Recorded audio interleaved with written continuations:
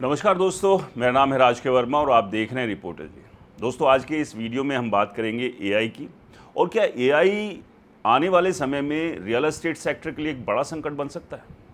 आखिरकार एक्सपर्ट्स ऐसा क्यों कह रहे हैं कि एआई की वजह से रियल एस्टेट सेक्टर में हड़कंप मच गया। तो दोस्तों, इस वीडियो को अंत तक ज़रूर देखिए, क्योंकि इसमें मैं आपको बताऊंगा कि आखिरकार एआई क्या ऐसा कारनामा करने वाला है जो कि रियल एस्टेट के लिए गले की फांस बन सकता है। और वीडियो पसंद आए तो इसे ज़्यादा से ज़्यादा लाइक करें, शेयर करें और आपके अपने चैनल रिपोर्टर जी को सब्सक्राइब और फॉलो करना बिल्कुल मत भूलिए। तो चलिए शुरू करते हैं। दोस्तों, क्या भारत का सबसे बड़ा आईटी हब अब प्रॉपर्टी बम पर बैठा हुआ है? क्या बेंगलुरु का रियल एस्टेट बबल फूटने की शुरुआत हो चुकी है? क्या एआई यानी आर्टिफिशियल इंटेलिजेंस हज़ारों लोगों की नौकरियां खा रहा है और इसी डर से लोग करोड़ों के फ्लैट खरीदने से पीछे हट रहे हैं? अगर ऐसा नहीं है तो फिर एक ऐसा शहर जहां कभी फ्लैट लॉन्च होते ही बुक हो जाते थे, वहां आज लगभग 80,000 घर बिना खरीदार के क्यों पड़े, यानी अनसॉल्व्ड इन्वेंट्रीज का पहाड़ क्यों लगातार बढ़ रहा है? आखिर बिल्डर लगातार नए नए टावर क्यों बना रहे हैं जबकि पुराने फ्लैट्स बिक ही नहीं रहे? क्या ये वही कहानी है जो कभी चीन के एवर ग्रांडे संकट से पहले देखने को मिली थी? क्या भारत के सबसे मजबूत रियल एस्टेट बाजार में पहली बार दरार दिखाई देने लगी है? और सबसे बड़ा सवाल है दोस्तों, अगर बेंगलुरु जैसा शहर धीमा पड़ सकता है तो आने वाले समय में हैदराबाद, पुणे, गुरुग्राम, नोएडा और मुंबई जैसे शहरों पर भी इसका असर पड़ेगा। अगर आपने घर खरीदने का सपना देखा है, अगर आपने किसी प्रोजेक्ट में इन्वेस्टमेंट किया है, अगर आपका बेटा या बेटी आईटी सेक्टर में नौकरी करता है या आप खुद आईटी इंडस्ट्री से जुड़े हैं, तो दोस्तों ये वीडियो आपके लिए बेहद इंपॉर्टेंट है, क्योंकि अगले कुछ मिनटों में मैं आपको ऐसे आंकड़े दिखाने वाला हूं जो शायद बिल्डर आपको कभी नहीं बताएंगे। दोस्तों, यहाँ हम समझेंगे कि आखिर एआई और प्रॉपर्टी मार्केट का रिश्ता क्या है। क्या बेंगलुरु में बिना बिके घरों का पहाड़ खड़ा हो गया? क्यों कीमतें फिर से कम नहीं हो रही और आने वाले महीनों में घर खरीदना फायदे का सौदा होगा या नुकसान? तो दोस्तों, इस वीडियो के अंत में मैं आपको बताऊंगा कि ये संकट सिर्फ बेंगलुरु तक सीमित है या पूरे भारत के रियल एस्टेट बाजार के लिए एक चेतावनी बन चुका है। दोस्तों, बेंगलुरु को भारत की सिलिकॉन वैली कहा जाता है। देश की सबसे बड़ी आईटी कंपनियां, हजारों स्टार्टअप्स, करोड़ों रुपए की सैलरी पाने वाले इंजीनियर और दुनिया की सबसे बड़ी टेक कंपनियों के ऑफिस इसी शहर में। एक समय था जब यहां फ्लैट लॉन्च होने के पहले ही बुक हो जाते थे। बिल्डर प्री लॉन्च में ही सैकड़ों यूनिट्स बेच देते थे। लोग सोचते थे कि अगर बेंगलुरु में घर खरीद लिया तो जिंदगी भर कीमत बढ़ती ही रहेगी। लेकिन अब तस्वीर तेजी से बदलती दिखाई दे रही है। ताज़ा रिपोर्ट के अनुसार बेंगलुरु में बिना बिके घरों की संख्या एक साल में 34% बढ़ गई। साल 2025 की दूसरी तिमाही के अंत तक जहां लगभग 58,890 घर बिना बिके पड़े थे, वहीं 2026 की दूसरी तिमाही तक ये संख्या बढ़कर 79,180 यूनिट्स हो गई। यानी सिर्फ एक साल में करीब 20,000 से ज़्यादा एक्स्ट्रा फ्लैट ऐसे हो गए जिनका कोई खरीदार नहीं है। दोस्तों, ये सिर्फ एक आंकड़ा नहीं है, बल्कि बाजार की बदलती सोच और मानसिकता का संकेत है। सबसे हैरानी की बात यह है कि जब इतने सारे घर पहले से खाली पड़े हैं, तब भी बिल्डरों ने नए प्रोजेक्ट्स लॉन्च करना क्यों नहीं छोड़ा? दोस्तों, 2025 की दूसरी तिमाही में जहां 15,345 नए घर लॉन्च हुए थे, वहीं 2026 की दूसरी तिमाही में यह संख्या बढ़कर 21,670 हो गई। यानी नई सप्लाई 41% की ज़बरदस्त बढ़ोतरी। अब सोचिए, पहले से हज़ारों फ्लैट्स बिक नहीं रहे, फिर भी नए टावर खड़े हो रहे। आखिर क्यों? यहीं से कहानी इंटरेस्टिंग हो जाती है, क्योंकि दूसरी तरफ सेल लगभग रुकी हुई दिखाई देती है। 2025 की दूसरी तिमाही में 15,120 घर बिके थे और 2026 की दूसरी तिमाही में सिर्फ 15,285, यानी पूरे साल में बिक्री केवल 1% बढ़ी।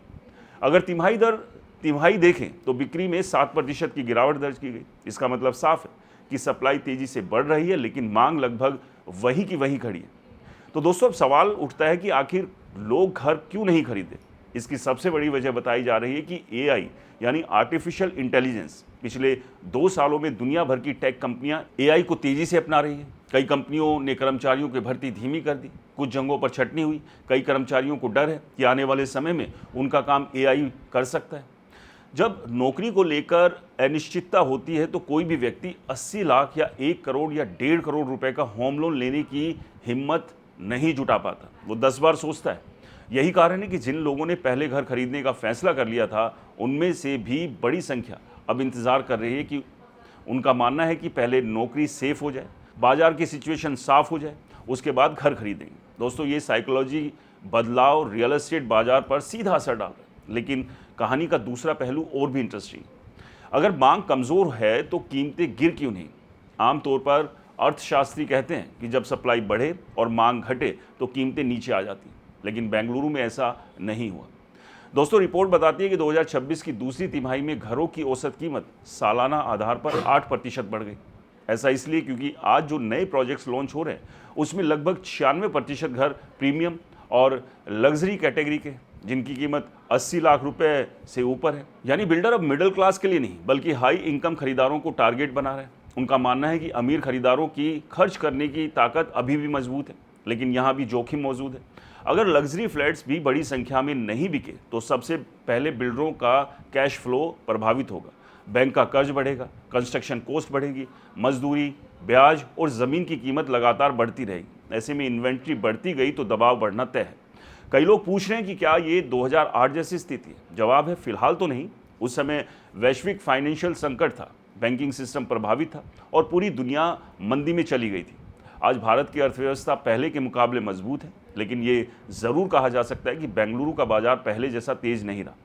दोस्तों, एक और सवाल उठता है कि क्या एआई वास्तव में इतना बड़ा कारण है? इसका जवाब थोड़ा सा संतुलित तरीके से समझना होगा। सिर्फ एआई ही जिम्मेदार नहीं है। बढ़ती ब्याज दरें, महंगे घर, बढ़ती ईएमआई, इन्वेस्टर्स की सतर्कता, स्टार्टअप्स फंडिंग में कमी और वैश्विक आर्थिक अनिश्चितता, ये सभी कारण मिलकर असर डाल रहे हैं। एआई ने केवल इस डर को और मजबूत किया है कि भविष्य में नौकरी कितनी सुरक्षित रहेगी। दोस्तों, अब अगर आप इन्वेस्टर हैं तो आपको क्या करना चाहिए? सबसे पहली बात, सिर्फ ये सोचकर घर मत खरीदिए कि कीमतें हमेशा बढ़ेगी। हर बाजार में उतार चढ़ाव आता है। दूसरी बात, बिल्डर की फाइनेंशियल स्थिति देखिए, प्रोजेक्ट की प्रोग्रेस देखिए और इलाके की वास्तविक मांग ज़रूर जांचिए। तीसरी बात, अगर आप खुद रहने के लिए घर खरीद रहे हैं और आपकी नौकरी स्थिर है तो लंबे समय के नज़रिए से फैसला लिया जा सकता है, लेकिन अगर सिर्फ इन्वेस्टमेंट के लिए खरीद रहे हैं और जल्दबाजी नुकसान पहुंचा सकती है। तो दोस्तों, बड़ा सवाल यह है कि क्या इसका असर दूसरे शहरों पर भी पड़ेगा? अगर आईटी सेक्टर की भर्ती धीमी रहती है तो हैदराबाद, पुणे, चेन्नई, गुरुग्राम, नोएडा जैसे शहरों में भी मांग प्रभावित हो सकती है, क्योंकि इन शहरों की बड़ी आबादी भी टेक सेक्टर पर निर्भर करती है। हालांकि हर शहर की स्थायी मांग, इंडस्ट्री और आर्थिक स्थिति अलग होती है, इसलिए हर जगह एक जैसा असर होगा ये कहना अभी जल्दबाजी है। दूसरी ओर, अगर कुछ महीनों में वैश्विक अर्थव्यवस्था सुधरती है, आईटी कंपनियां फिर से बड़े पैमाने पर रिक्रूटमेंट शुरू करती है और एआई के साथ नए रोजगार पैदा होते हैं, तो यही बाजार दोबारा रफ्तार भी पकड़ सकता है। इसलिए इसे स्थायी संकट कहना सही नहीं होगा। लेकिन एक बात तय है, बेंगलुरु का ये डेटा पूरे देश के लिए एक वार्निंग है। ये बताता है कि रियल एस्टेट बाजार हमेशा एक तरफा नहीं चलता। अगर इनकम, रोजगार और विश्वास कमज़ोर पड़ जाए तो सबसे मजबूत बाजार भी धीमा पड़ सकता है या वो गिर सकता है। दोस्तों, आज लगभग 79,180 बिना बिके घर, 34% बढ़ा इन्वेंट्री स्टॉक, 41% बढ़ी नई सप्लाई, लेकिन बिक्री में सिर्फ 1% की मामूली बढ़त और दूसरी तरफ 8% महंगे होते घर। ये सभी आंकड़े इस बात की ओर इशारा करते हैं कि बाजार एक नए मोड़ पर आकर खड़ा हो गया और आने वाले 12 से 18 महीने ये तय करेंगे कि बेंगलुरु का रियल एस्टेट फिर से उड़ान भरेगा या बिल्डरों को अपनी रणनीति बदलनी पड़ेगी। इसलिए अगर आप घर खरीदने या प्रॉपर्टी में इन्वेस्टमेंट की योजना बना रहे हैं तो सिर्फ एडवर्टीजमेंट देखकर फैसला मत लीजिए। आंकड़ों को समझिए, बाजार की दिशा को पढ़िए और तभी अपना पैसा लगाइए, क्योंकि रियल एस्टेट में सही समय पर लिया गया फैसला आपको करोड़ों का फ़ायदा भी कर सकता है और गलत समय पर लिया गया फैसला आपकी इन्वेस्टमेंट को सालों तक कहीं फंसा कर खड़ा कर सकता है। इसलिए दोस्तों, जहां भी आप प्रॉपर्टी खरीदने की सोच रहे हैं, 10 बार सोचिए, बिल्डर की क्रेडिबिलिटी जानिए, इलाके को समझिए कि आने वाले 5 साल में इलाके में ट्रैफिक की स्थिति वहाँ क्या होगी, कितने प्रोजेक्ट्स वहाँ पर आ रहे हैं। अगर बहुत ज़्यादा प्रोजेक्ट्स किसी इलाके में आ रहे हैं तो आप समझिए कि वहाँ पर जब लोग पूरी तरह से रहने के लिए आ जाएंगे तो वहाँ एक मैस क्रिएट हो जाएगा और फिर वही घर जो अभी आपने अपने फ्यूचर होम के तौर पर लिया था, वही कल के लिए आपके लिए कैद जैसा लगने लगेगा। दोस्तों, रियल एस्टेट सेक्टर से जुड़ी खबरों के लिए आपके अपने चैनल को सब्सक्राइब और फॉलो करना बिल्कुल ना भूलें।